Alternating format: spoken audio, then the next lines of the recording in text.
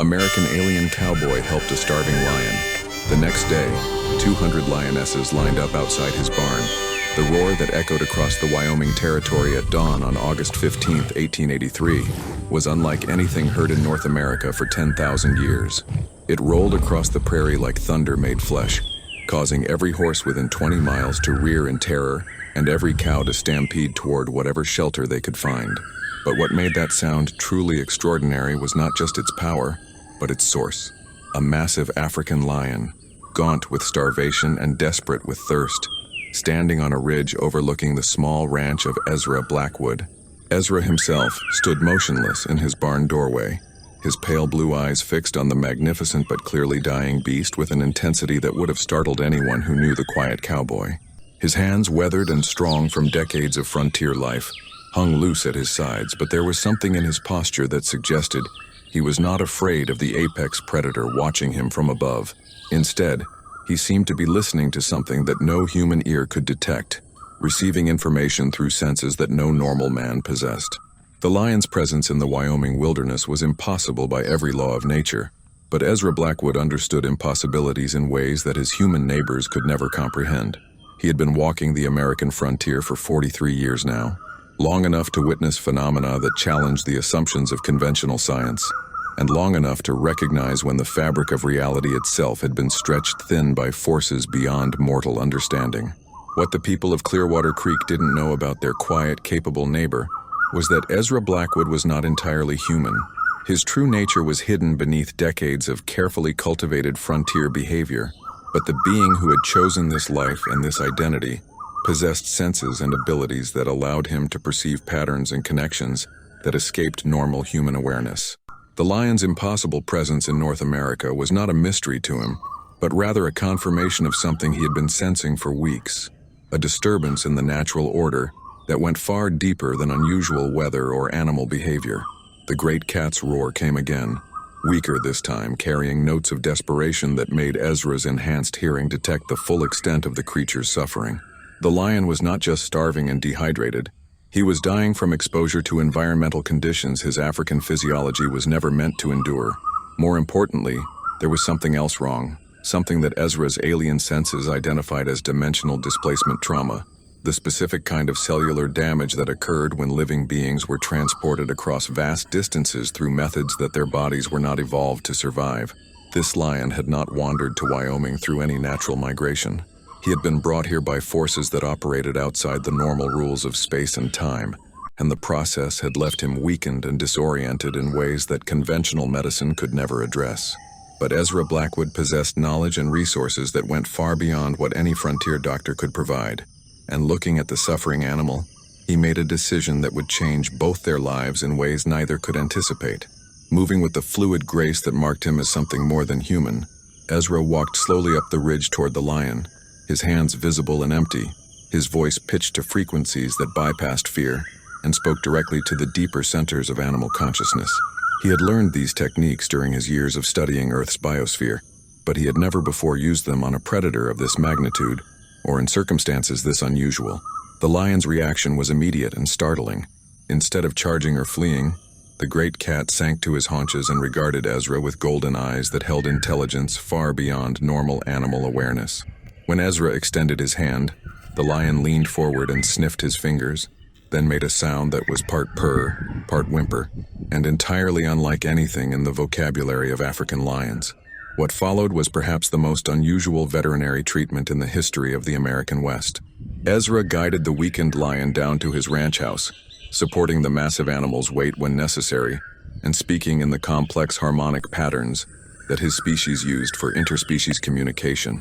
The lion responded as if he understood not just Ezra's intent, but the deeper meaning behind his words, following instructions with the cooperation of an intelligent being rather than the compliance of a domesticated animal. In the privacy of his barn, hidden from the view of any neighbors who might have difficulty understanding what they were witnessing, Ezra began the process of healing injuries that existed on levels conventional medicine could not reach. His hands, when placed on the lion's flanks, seemed to glow with soft light that penetrated beneath the skin and addressed the fundamental cellular damage caused by dimensional transportation. The healing process took most of the day, during which Ezra learned things about his patient that explained the lion's impossible presence in Wyoming. The great cat was not just an ordinary African lion, but rather a dimensional guardian, one of a species that existed between worlds and served as protectors of the barriers that kept different realities from bleeding into each other. He had been injured while fighting entities that were attempting to destabilize the dimensional boundaries around Earth, and his transportation to this remote location had been a desperate attempt to find healing in a place where dimensional stress was minimal. As the lion's strength returned under Ezra's ministrations, a bond formed between them that went beyond the normal relationship between healer and patient. The lion recognized in Ezra a being whose true nature was as hidden and complex as his own, while Ezra discovered that his patient possessed knowledge and experiences that could provide answers to questions he had been carrying for decades. The healing was completed by sunset, leaving both beings changed by the experience. The lion's physical health was restored, but more importantly, his dimensional sensitivity had been enhanced by contact with Ezra's alien physiology. Ezra, meanwhile, found that the healing process had awakened aspects of his own nature that he had kept dormant throughout his years of human disguise. As night fell over the Wyoming prairie, the two unlikely companions shared a meal of fresh-caught elk that the lion had taken with renewed strength and speed. Their communication continued through methods that transcended species boundaries, exchanging information about their respective missions and the threats that both were working to address. The lion, whose name translated roughly as Starmane in the harmonic language that dimensional guardians used among themselves, explained that Earth was currently experiencing an unprecedented level of dimensional instability. Entities from realities where different physical laws applied were attempting to establish footholds in this universe, and if they succeeded, the results would be catastrophic for all life on the planet. Ezra shared his own observations about the increasing frequency of unusual phenomena throughout the American West, events that his superiors had dismissed as natural variations, but which he now understood as symptoms of the dimensional crisis Starmane described. Together, they began to piece together a picture of a threat that neither of their organizations fully comprehended, and to formulate a response that would require cooperation between beings whose very existence was unknown to most inhabitants of either Earth or the dimensional realms. Their planning session was interrupted shortly after midnight by a sound that made even Starmane's powerful frame tense with alertness. From the darkness beyond the ranch house came the soft padding of many feet, the whisper of movement through tall grass, and the barely audible rumble of multiple throats producing sounds too low for human hearing to detect. Ezra's enhanced senses immediately identified the source of the disturbance, and what he perceived sent shockwaves through his carefully maintained emotional control. Approaching the ranch from all directions were lionesses, not just one or two, but hundreds of them, moving with the coordinated precision of a military unit and radiating the dimensional signature that marked them as guardians like Starmane. By dawn, the impossible sight that greeted anyone who might have been observing the Blackwood Ranch would have challenged every assumption about wildlife, reality, and the nature of existence itself. 200 lionesses had arranged themselves in perfect rows around the barn where Starmane and Ezra had spent the night, their golden forms creating a pattern that seemed to pulse with its own internal rhythm. The lionesses were not behaving like normal predators. They showed no interest in the cattle and horses that comprised the ranch's livestock, and they exhibited none of the territorial aggression that would normally accompany such a massive gathering of apex predators. Instead, they waited with the patience of beings who understood concepts like duty, honor, and sacrifice in ways that transcended mere animal instinct. Starmane's explanation for their arrival revealed the true scope of the situation that Ezra had inadvertently become part of by healing the injured guardian. These lionesses were not just members of Starmane's pride, but rather representatives of guardian prides from dimensions throughout the local cluster of realities. They had come to Earth in response to Starmane's call for assistance, abandoning their own dimensional territories to participate in what amounted to the largest military mobilization in Guardian history. The crisis they had come to address was even more serious than Ezra had initially understood. The entities attempting to invade Earth's reality were not random opportunists, but rather organized forces from a dimension where predation and consumption were the fundamental organizing principles of existence. They viewed Earth's rich biosphere as an inexhaustible resource for feeding, and they intended to strip it bare before moving on to the next vulnerable reality. The dimensional guardians had been fighting these entities across multiple realities for what Starmane's people measured as several centuries, but they had never encountered invaders who possessed the combination of intelligence, organization, and technological sophistication that characterized this particular threat. The Guardians' traditional tactics of individual heroism and instinctive combat were proving inadequate against enemies who planned, coordinated, and adapted their strategies based on previous encounters. That was why Starmane's healing had triggered such a massive response from his fellow Guardians. Ezra's alien nature, combined with his decades of experience operating within human society, represented a unique resource that could bridge the gap between the Guardians' warrior culture and the strategic thinking necessary to defeat an organized enemy.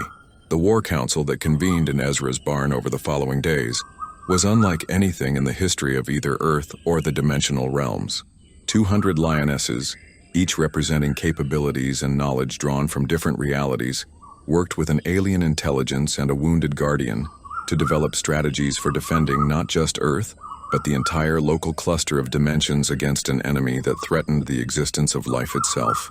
Ezra found himself serving as both translator and strategic advisor, helping the Guardians understand concepts like supply lines, communication networks, and coordinated operations, while learning from them about dimensional manipulation, reality anchoring, and the complex physics that govern travel between worlds. The Lionesses proved to be remarkably adaptable students, their warrior instincts providing a foundation for understanding tactics and strategy once the basic concepts were explained in terms they could grasp. But perhaps most importantly, the Council revealed that the invasion was not some distant future threat, but rather an immediate crisis that was already manifesting throughout the region. The unusual weather patterns, animal behavior, and unexplained phenomena that had been troubling frontier communities for months were all symptoms of dimensional boundaries being systematically weakened in preparation for a full-scale assault. The enemy's strategy was fiendishly clever in its simplicity.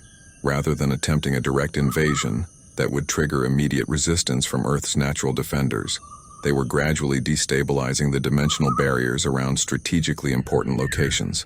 Once these barriers collapsed, the invaders could establish permanent footholds in Earth's reality and begin the process of converting the planet's ecosystem to support their own needs. The Wyoming territory had been selected as a primary target because its sparse human population and vast open spaces made it ideal for establishing the large-scale dimensional portals that would be needed for moving invasion forces.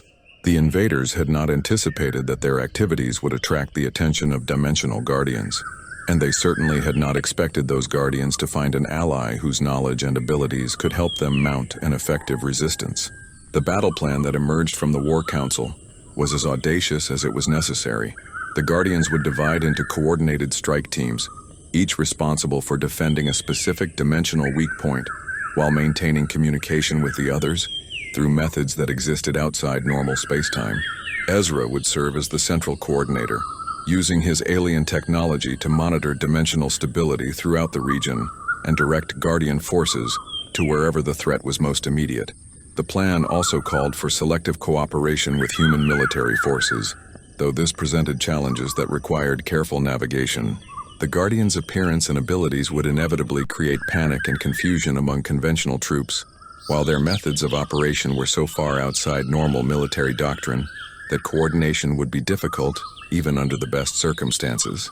Ezra's solution was to present himself to the territorial authorities as a civilian contractor, with specialized knowledge of the unusual phenomena affecting the region. His alien nature would remain hidden, but his advanced technology and understanding of the true situation would allow him to provide guidance and support that could help human forces contribute to the defense effort without fully understanding what they were participating in. The first test of their coordinated strategy came sooner than any of them had expected. On the third night after the Lionesses' arrival, dimensional sensors throughout the region registered massive instability centered on the abandoned mining town of Bitter Creek, 40 miles north of Ezra's ranch.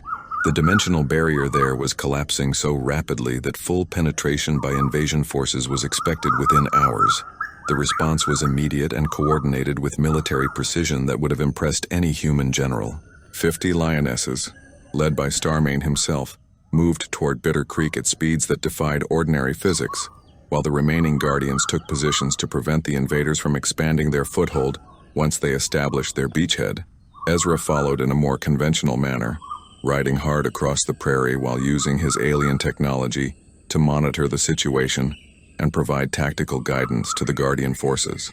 His communications equipment, disguised as frontier telegraphs and weather instruments, allowed him to maintain constant contact with his allies while appearing to be nothing more than a concerned citizen responding to reports of unusual activity. What he found at Bitter Creek challenged even his extensive experience with dimensional phenomena.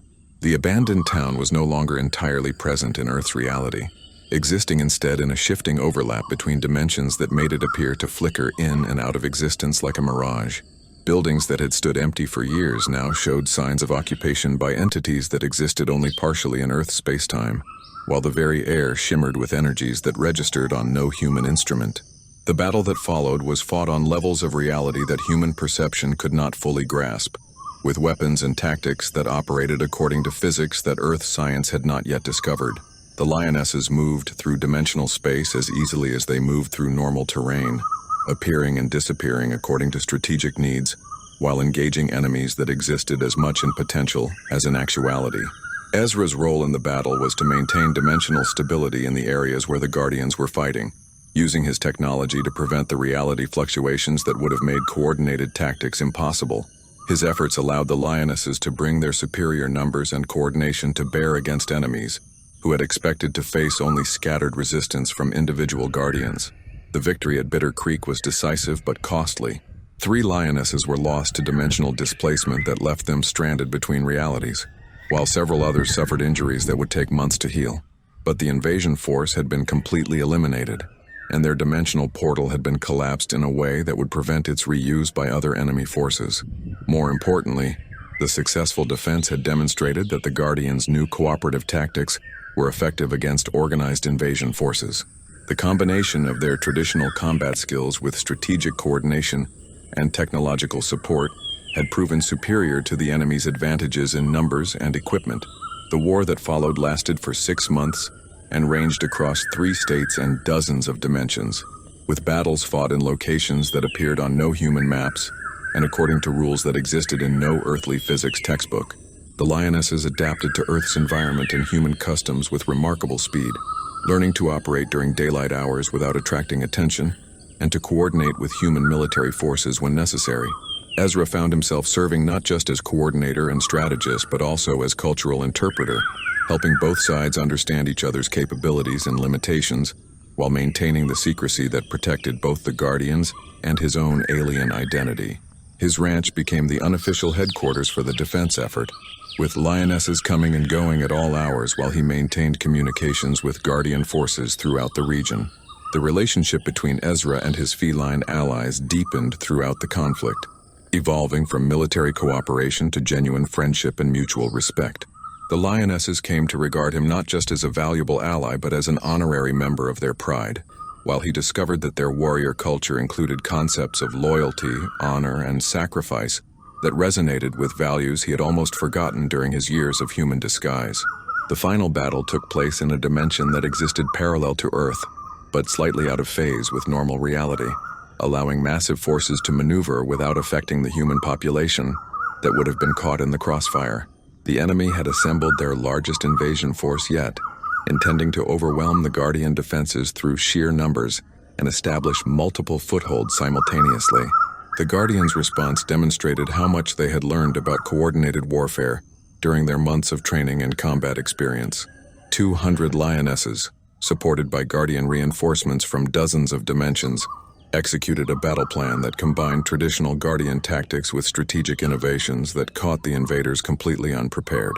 Ezra coordinated the dimensional aspects of the battle from his position at the center of the Guardian formation, using his technology to create reality anchors that prevented the enemy from escaping to other dimensions when their position became untenable. His efforts were crucial to the battle's success, trapping the invasion force in a single-dimensional space where the Guardians' superior numbers and coordination could be brought to bear most effectively. The victory was total and final. The invasion force was eliminated, their dimensional portals were collapsed permanently, and their home dimension was sealed off from the local cluster of realities by barriers that would prevent any future attempts at expansion. The threat that had menaced multiple realities for centuries had been ended by cooperation between beings who had never worked together before. but who had found in each other the exact combination of abilities needed to address an unprecedented crisis.